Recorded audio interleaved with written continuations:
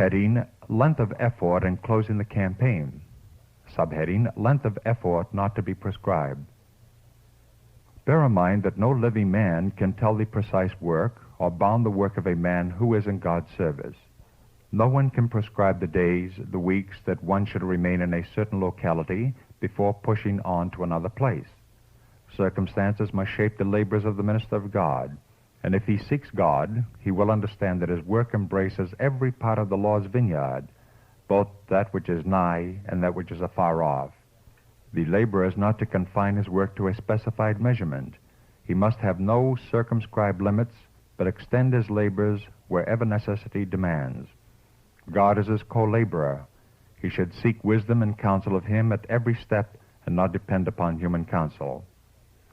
The work has been greatly hindered in many fields because the laborers ask counsel from those who are not working in the field and who see not and feel not the demand, and therefore cannot understand the situation as well as the one who is on the ground.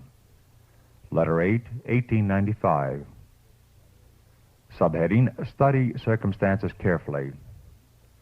When a minister is appointed to a certain work, he is not to consider that he must ask the president of the conference how many days he shall labor in a certain locality, but he must seek wisdom from one who has appointed him for his work. One who promised to give wisdom and unerring judgment, who giveth liberally and upbraideth not. He must carefully consider every part of the vineyard apportioned to him, and discern by the grace given what he shall do and what he shall not do. Circumstances will arise which, if carefully studied, with humility and faith, seeking wisdom of God, will make you a wise and successful laborer. Letter 8, 1895. Subheading, A complete work. The work in blank must be carried forward so long as the interest continues there. Some suitable place must be provided where meetings can be held. The work in blank must not be cut short. For years I have pleaded that an earnest effort be put forth in the city, and now that this is being done, let us go straight forward in right lines. Letter 380, 1906. Subheading, Paul's longer campaign at Corinth. The Lord God of Israel is hungry for fruit. He calls upon his workers to branch out more than they are doing. The apostle went from place to place, preaching the truth to those in darkness of error.